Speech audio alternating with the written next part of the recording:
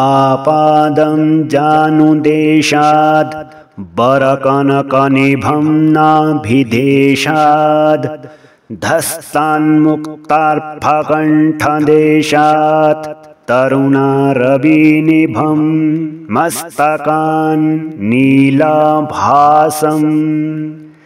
ईडे हस्तैर्दधानं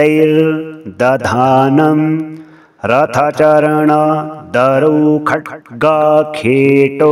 गदाख्यं शक्तिं दानो भये च क्षितिधरणलसद्द्रष्ट्रामाद्यं वराहम् आपादं जानुदेशाद् बरकनकनिभं नाभिदेशाद्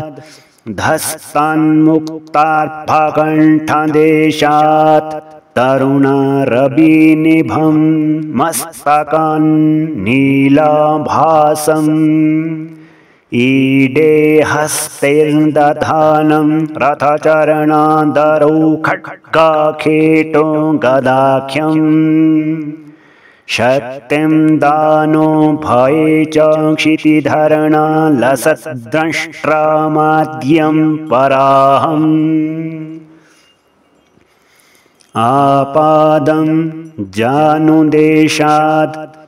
बरकनकनिभं नाभिदेशाद् धस्तान्मुक्तार्फकण्ठदेशात् तरुणारविनिभं मस्तकान् नीलाभासम्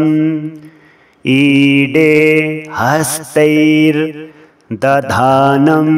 रथचरणदरुखड्गखेट गदाख्यं शक्तिं दानो भये च क्षितिधरणलसद्द्रष्ट्रामाद्यं वराहम् आपादं जानुदेशाद् बरकनकनिभं नाभिदेशाद् धस्तान्मुक्तार्फकण्ठदेशात् तरुणारविनिभं मस्तकान् नीलाभासम् ईडे हस्तैर्दधानं रथचरणादरुखड्गखेट गदाख्यं शक्तिं दानो भये च क्षितिधरणलसद्द्रष्ट्रामाद्यं वराहम्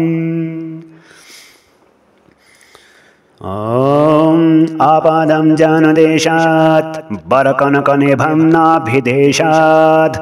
धस्तान्मुक्तार्फकण्ठदेशात् तरुणारविनिभं मस्तकान् नीलाभासम् ईडे हस्तैर्दधानं रथचरणदरुखड्गखेट गदाख्यम् शक्तिं दानो भये च क्षितिधरणलसद्द्रष्ट्रामाद्यं वराहम् आपादं जानुदेशाद् बरकनकनिभं नाभिदेशात् धस्तान्मुक्तार्फकण्ठदेशात् तरुणारविनिभं मस्तकान् नीलाभासम् ईडे हस्तैर्दधानं रथचरणदरुखड्गखेट गदाख्यं शक्तिं दानो भये च क्षितिधरणलसद्द्रष्ट्रामाद्यं वराहम्